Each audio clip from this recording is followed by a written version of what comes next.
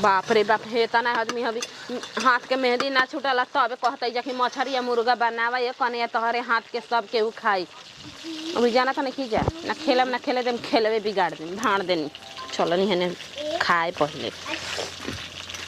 मुड़वे खा दिन का ना मुड़वा गिनले हो सन इहो न बात बा बढ़िया से हाँ कुछ कहो खाए में ठीक लगता खा के कह दम कि तो पानी नहीं पिए ले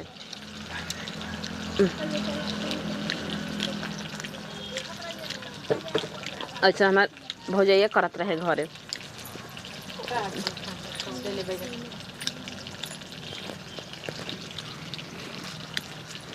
आहो मछरी खातड़ू कहाँ आई हो भगवान जी अब हम का करी तारा के का कह रहे हो तारा के मछरी बनावे के न दिया रहे कि तू चुपचाप मछरी बनई ह हैं बोला कहाँ बाई दीदी दीदी अब खाइए लेनी तो कहल जरूरी बा दीदी दीदी एगो ले ले तार माई बाबू ये संस्कार सिखौले बा हो तार भौजैया ये सिखौले बैस हैं देखें हैं मैं तो झूठ कह देलू तार जूठा सब कोई खाई तब तो सब कोई तार जूठा खाई नु ना ऐसा कोनो बात नहीं के हाथ नहीं खी लगैले भूख लगा रहे तो काट चूसा तड़ुआ चुभा तड़ुआ को तो के हाथ नहीं की लगौले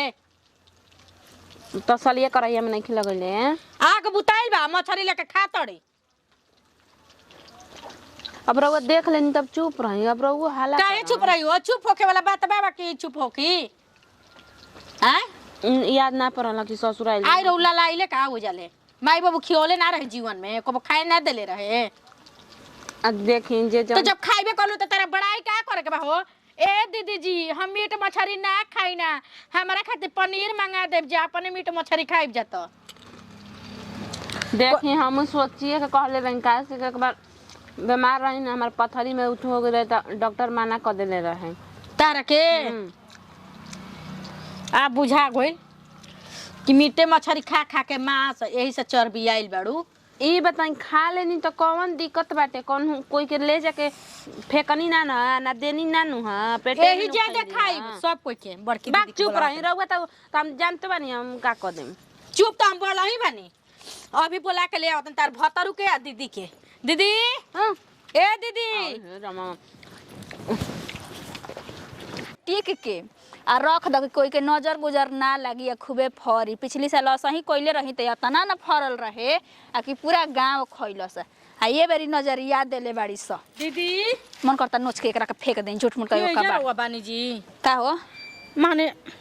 रोजाना तो नहीं कि घर में का हो कता बताई का होता मसाला पीस के कनिया के देलु हो मछली से धोके तराता तार के चूल्हा तर खा तड़ी या बनावा तड़ी बताई तो देखो हमेशा कनिया मजाक की मूड में ना रह मजाक नहीं की कहत हम रियल बात कहतनी ओ ये तारतिया वही में मछली खाती है बताई फोन पर का कहले रहे ओकर महतारी कि हमर बेटी मछली ना खाले मीट मछली ना खाले जब हुरबे करेले त का बहाना मरला के जरूरी बा ई का कहतड़ू हो तू सही बात कहतनी आ तो ओकर जूठा सब कोई खाई नु त काहे न लाते हाथ चला देलु हो हां बिया भैंस बाप रे बाप कतना हम उतराइल रही कि हमर गोतनी आई न त बाप रे लाख गुना ऊपर होई सबका गोतनी से हमर गोतनी अच्छा होई आते आते इतना खखुआइल रहली डा फुखले रहल ओकरा पेट में कितनी आधा एक घंटा बर्दाश्त ना भइल ह 2 किलो 3 किलो मछली बाटे अब तो सब जूठा काठा सब पलुआर हित ना त खाई नु लोग लइका कोई देखलस ना कनिया कोई देखले नहीं कि हम ही देखल है त जाय द देखी दीदी एगो बात कहत नहीं जूठा खियावल भी पाप होखेला रउआ नहीं की जानत मान तनी बड़ जेठ खइबे नु करिहन जा अब तो मान ला हम बोलियो ना सकी ना ससुर काहे कि इतना तो घरे भरल बावे अबे सब कोई जानी तो चलो गाड़िए न दई हो कोई खाई का पीना खाई हम तो कहम नु के ना होई त दूसरे मछली लिया के बनवा दी आ उनकर भतरू ले जरूर कही ई आज ऐसे करतिया त काल कुछ और जुठारी ये पूछलू हो जा कि ये दीदी रउआ के 5 गो 10 गो रुपया बचल बावे अब कहां से हम मछली लिया के बनवा देई शादी ब्याह में इतना ना खर्चा भइल बा कि हिनका से उनका से उधारे ले के शादी ब्याह कइले बानी हम ना जानतानी ओकर बड़ भइला का ये नतीजा तबावे ये दीदी तब हम बताई हम का करी अब कह देले बे त का करी उहे खिया दियल जाई एगो तो फुआ जी इतना ना मुंह फुलैले बड़ी कि का कहे कि हसन साड़ी शायद देती है हमरा के पैसा रुपया ऊपर से चाहिए उनका के ई माने अच्छा लागता अभी उनकरा मरद ले ना कहम तो अभी मेहरारू के ना कनिया के सुधरी तू आगे चल के सुधरी काहे ना कहबो मेहर मौगी के तबे हम जाके ना हाथ गोड़ तोड़ के बराबर कर देनी तो कहिया कि का कहत रहल हिबे मेहरारू के चेत ले से नाही तो अभी 10 15 20 दिन ना भइल शादी बियाह अलगा कर देब हम बिगले कोनो बानी बताई तो ये कोनो बात अब तो तार भैया जान जइहो त बाप रे हमर एगो पाई ना छोड़िया कि तनी के हाथ गोड़ टूट गइल तू ना जाके बनवा सकत रहलिए कर सकत रहली हवी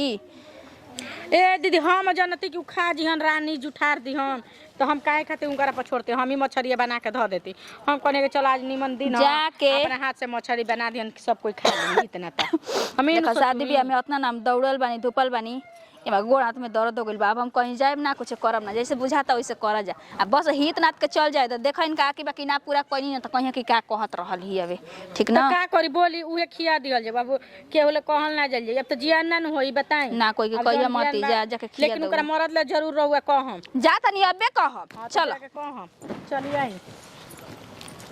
पतला हो जे कबेले बैठल बानी कि तनी दुकर खा आई त खाना खाई हैं अब भौजाई बाल दी के लोग बुझाते नहीं कि अपने मजलिस में बाई लोग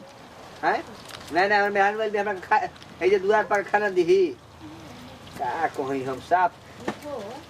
एकदम लांगा वाला हाल हो गइल घर के देखो त ना घर लिपाता ना धोआ त बढ़िया ले अब बोलला प कहिन लोग कि नहीं नहीं मेहमान वाली भी भाव खाता ना भाई खा लो तू लो भाव खा लो खियाओ लो हमारा कौन काम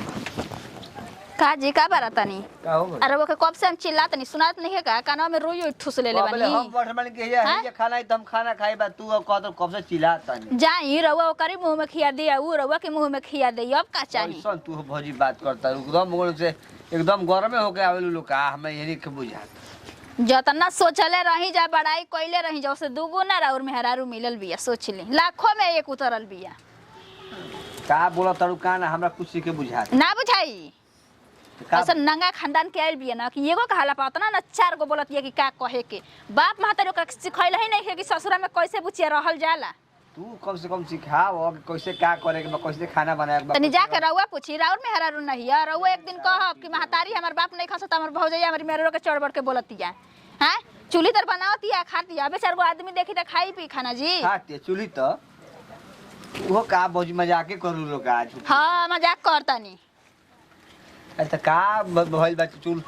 तारा की जो हमरा एकदम दिमाग सनका के ध देले बुलू अरे अतने छछनाइल रहली है त आधा 1 घंटा रुक गइल रहती ओकरी बाद ढकेल ले रहती अड़सा ले रहती आ तो चूल्हे पर बनाओ तड़ी मछरी छन तड़िया खातड़ी अब चार गो हित ना देखी तो खाना पीना खाई जी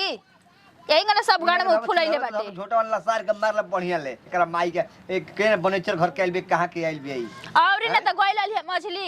इतना ना लोला बजाती ओकरा के काहे ने खाना आपसे ना बोल देलस औरो रोत हमरे भीरी हमरा भी का कहे होतन माने हम का कहम कि माने मौगी के हमरा छोड़ दो का है रउआ से कहल जरूरी बना रउआ मेहरारू वाला ना हो गई नहीं कहब कि अरे हम भौजैया हमरी मेहरारू के साथ जतिया मेहरारू को सिखाला में ना जब तनिको गलती लोकता मारो डांट रउआ मारी है डाटी लेकिन कह दे कि यू डूगी ड्रामा हमारा घर में ना चली रहे के बता रहस आ नहीं खे रहे के त अपना नैहर चल जा कहां भी है का नहीं सबका ठिका लेखा बैठल का बानी कि कहां बिया का करतिया चलो ना हम आवते चलो हम आवते सिखा पढ़ा दे ठीक ना नहीं समझ जानत नहीं ना हमरा के हम कैसन हई ई देवता छोड़ का समझा देलु समझ गयो नी अब ओकरा पर जन विधि तन विधि तू देखी ह हमनी के बना के सबके खिया लेवे के तब खाए के आ ई आइल बड़ी ढेर सुगर हमनी से सरिया रही खाए आइल बड़ी कि बना के खा लिया त क्या होता है सन उहे घर के सब सिस्टम सब परिवार के बिगाड़ता है सब बिगाड़ता है सब हां तैसे कनिया के रवा के चेता दे आज चल के हमनी घर में चौखल के उना खात रहे और चूल्हे तो एकदम भंडारे में मुंह लगा देल जनतो नहीं खी तब भौजाई हम गलत कहती है और हम यार के पक्ष में हम तो भौजाई कह के देख दिया होते बदल देवरा आवे दाज डॉग मन बपरे ठठाई बिनु तो ओकरा बुझाई बताओ आज मछरी ना जुठेले रही तो दोहरवा मछरी हमरा ना बनावे के पड़ित हैं दोहरवा मछरी बनावे के पड़ गई का जाने एकरा घर के बाबू मातारी काहे में माई बाबू के दोष देबू लड़का लड़की जब गलती करिए देता स त माई बाबू के का दोष देवे के बाटे जब अपन बुद्धि ज्ञान हइए नहीं खे तो आ जौन को होता ना पढ़ल लिखल बिया ह एगो रही कि चलो भाई पढ़ल लिखल नहीं खे अब तो बनिए बोली इतना तक खा के चल जानु तो हो भौजी दपनिए दर ले आइलो तो ठीक होइलो तो फिर का मछली मंगल हो तो का करबू का इतना तक खेबू हो कौची के हां हो ऐसा उतार देले बाबूजान घर में सब खइले जाती है जूठ काट कइले जाती है बताओ अब कोई आवता है इतना त घर में तुम कर कोई जूठ खाओ ना अभी कहाँ देखो तो उ बाद में देखी आगे आगे देखो आगे के का देखो हमरा का भीतर छीन रहा ना उ मरद के अपना तार के रख देलस नु तक तू कहिया नु कि मजली भौ जाई हमर का कहत रहली है जन जी भाइयो बड़ा उतर आइले रहन कि मेहरारू बढ़िया है ल तना बढ़िया आ गइल का भोग तू है नु कहनी है अब तू को कर जाए अब का करबो महंगाई कर पड़ल दोबारा पैसा ना लागल बताओ तना मछली बर्बाद भइल जाए तो बर्बाद भइल तो बदनामो तो आदमी भइल हैं लेकिन आदमी के जूठा काठा तो ना नु कियाई ना हो, बोलो हमने के त झूठ खिया दम जब मान ला भगवान देखेन त का कहियो कि देखा झूठ काट खिया होतै चाकुया ना ले लू तू ये पांसू लवा आई जे बछो द मछरी आई करिए गोलबे खंगटिन त अब का कइल जइयो करे के अब ओए कि मारा बुकल दिन कैसा दा तो लागत कि नहीं हरे के चटोर बिया चटनी बिया खा के कैसन भइल बिया चपाट लेखा बिया धली केहू के नु गर्दन त छुटबो ना करी ओ भौजी दे राख रहे के पड़ियो करे हो खूब खा पी जा तू है ना पानी है दी घर में लगा तो 10 किलो अनाज 5 दिन में सधा जाएगी तो तू तो सधाइए दी का जाना तो नहीं रहुआ बा खमनी कर सम चटोरी ला बनिए गोई लेके जानी बना के तार न देली तो दोहरी के काम लागल बा त मने में दीदी टाइम में लागबे न करी बताई अब दोहरवा मछली बना द खिया द तोहरे पर एगो हमर आस जा कर रहेला हो कि ओकरा लेखा कोई हइए नहीं कि इतना न फरहर ही कि छट बनाई या पट खियाई अब दोहरवा मछली बनाई तो टाइम लागबे न करी फिर मंगवनी फिर बाजार से मंगा के धोवनी तू कहनी तो का होई उधार कहाँ से जाके पैसा लेके आई ना तो मछली लेके आई ना समझ लो ये क्या पता बड़ा अच्छी छिनिया के अब बय कर के ए दीदी अभी देखी अभी तो पहला दिन शुरुआत कइले बिया आगे उ का करत ई पहले देखी रहुआ ओकरा के बहुत कुछ करिया के चको जननी तू करैबे मत कर जना देबे कोई सुनी ना तो इज्जतिए जाई हमनी का समझ लो कि ना समझ लो का करत हो कहां दिया खेलड़िया घरवे में होई मोबाइल चलावत अब भतार के उनकरा सिखावे के बा जननी कहानी हां कि देखी अपनी मेहरारू के समझा बुझा दी ना ते घर में गुजारा ना होई हमनी के सब में कनी है नु हमनी का दोनों गोतनी मिल के रह अरे अंडा काहे रहबू भौजी काहे से बात तू कहताड़ू हैं आइल बिया अलगे करावे नु उहे नु रानी महारानी भइल बिया आय ना होला तू खूब बड़ा ठेठनी है वो सही है अरे चुप रह कारोवा से उ मराई जी उ चपाट लेखा तो अपने बिया तू मराई कारोवा से जी पूरा उहे के खुद मार दीही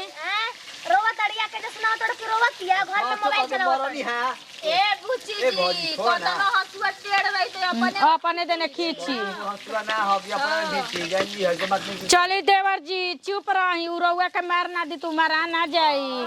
जननी ये पॉलिसी झारे खातिर नहीं जुकी हां वो गजब बात करत मत जाके देखो घर में देखो का देखी जी घरा में जाके घर में जाके देखो ई जाना तड़न कि ना जी घर में देखे यही से बोला तड़न मैं झूठ बोलता नहीं है ब्रो चुप रहा तू तो उतर आइले रह घर दे बिया कि बाजन सो करी ओते आए खाती मारे भौजी मारे ये कहल लो खाती हम पर मैं मेहरानू को मरनी है तू कहता कि मेहरानू को मरला ही नहीं बोलला ही नहीं का तनो कोकर आवाज आइल है बताई ना तनी आवाज आइल है जी मारियो देला ना सो को मिटाव तड़न सो को बाटे ही कर मार देना तो जाकर चुप करावा तनो कोकर आवाज ना आइल कि चलो माने पीली उली चाहिए कि मारला पक्का क्या करी काहे भौजी तू हो कैसे रे और भैया हमनी के मारलन कि टोला महला में के आदमी जान जलन कि आज माराइल बाड़ी सुना ना तू भर पेट खइला नु तब का जाए परसों तंबो। लगावे अब मैं अपने खइला मेहरारू के खियला हां जा बढ़िया कर मने सर अच्छा कोई नहीं है जानू हमरा के मरवा के अच्छा कोई नहीं है जा ये नु कहा जाला कि आदमी एगो पीस का खा गइलन हम सब तो मछरिए लेके देबे नु कइलानी मारो जनिया के मरवा तनी जान जा अरे तरी कम नकला पसार कम तारा ने त नकलाइल देखल ही ना रही जामन के वो कबो ना देखल रही जा घर में आग लगइले बाड़ू हमरा घर में जवना दिन से तू काहे से के तारा भतार के लेके सुतल नु रही यही से आग लगौले बानी कि नहीं कुछ सुतलता में हाँ। जने के बतिया मानत हवा कुछ कहे कोनी ना हो तू अपना रानी के बात मान तू रानी के बात मान तब ठीक रही हो ए तू खिया के सब कोई के हित ना त आवत तड़न झूठ खियाइबू हो तू अब का बतिए तो हरे बस तो नहीं करे आय आ का जो उन टुटू ना चुआ तड़ू मत कहीं उनका मेहरारू के बेइज्जती होता उनका दर्द होता है तो भौजी मरनी है आखिर बतिया तो तू विश्वास छोट करा लागल बा लेकिन दर्द इनका होता है बाप रे दर्द होता मैं मेहरानू के सीखला में ना रही भौजी कौन गलती कइनी हम खइनी हम आज देबे कइनी है कि यही ली जे मछरी यहाँ के भाई तो घुमा के मछरी होने ले जाके नदी में फेंक काहे ना फेंकी हो तारा लाला मारे लाला ये आई रहू जले खाइल पियल पे हमरा के रोक टक तू करल लगाओ रे का रे अभी तो दुलाइन बहु तारा पूरी या खीर खाए के चाहिए पूरी खीर खाए के चाहिए हो तो गाय गोरु के मांस से खा लो भतारे के करे जे खा लो निकाल के देखी सब कुछ के हम सह सकत नहीं मगर हम हाँ। खतार के नाम मत ली जा केतना भतर पत्ता भइल बड़ू तू नहीं की जानो त ये मैं का काट देतो मैंने भतार के मांस खाई थी ये क्या हाँ ना बोला कहू देवरा रोज इंजन आवे खियबो यही से तो तार गिंजन करत है अभी का अभी शुरुआत कर लिया आगे आगे देखिए तारा का करत है तू अभी आगे आगे देखो ए भौजी दे दो खाए के अच्छी तो बदली खिया देले बिया मत हाँ जी एकर सब कोई बतिया कहते बता हां ई सही बात बाटे हाँ मरद हमरा में सटियन त दूसरा भी आ हे दादा जौन बात रहे मुंह पे उ कहा गोइलाज ली देख ली आए हो गेलो पेट के पानी पट सुने नु बढ़िया नु भजा कहा गोइलाज ले लीजिए सुने नु हो तोहरा के भैया ना जानत रही नु कि तू अपन मेहरारू के पक्ष लेके घींचबा चुप रह ये कब अरे तो चीता बदली खिया देबे मोती मार देले तो यार बका ये ए कब देखा हमनी के नौटंकी हां मत जब करो बनाओ बनाओ खा लो अब मेनू खराब भी कोई है जा सिखा जा कि बनावत रहो खात खा लो रहो तू। जा सिखा दो ए दोनों ओहे बड़ा सन हो का यही में बीच में कोई लागी हां तो खाने बस पर में न कॉल ले होई ओकर माई खानदानामा भयो भोजे ऐसे कोइले होइया स यही से करो जा खा जा ठीक बा ओकरा के मत कह किचन में हेले ना दे लेकिन ओकर के एगो पीस मछरी ना दे अब कति आई खा ले लेबे ढकेल ले लेबे पेट पर अड़सा ले लेबे हां तो एगो मीट मछरी ओकरा के ना दिए रवा देख लेम कि का कहत रहे के बोला हमरा के पुआ जी के खाना दे दे ठीक है बा। और सुनो ना हाँ ये कहत रहनी कि मुड़ावा कह दिए कि हमरा के दे दे छोटकी और ले ले मछली मसाला बा हो ए बुच्ची जी ले ले बता जा त तू हई लेके आवा। याद तू हई सोचला कि नया नहर कहिए बाड़ू आ उ तो से पहले का उतर लिए घर में बैठल भी आराम करतिया हम ना खियाई त के खियाई जी बा जब तक ले हम लागम ना तब ले कोनो कोनो जानी से होई जल्दी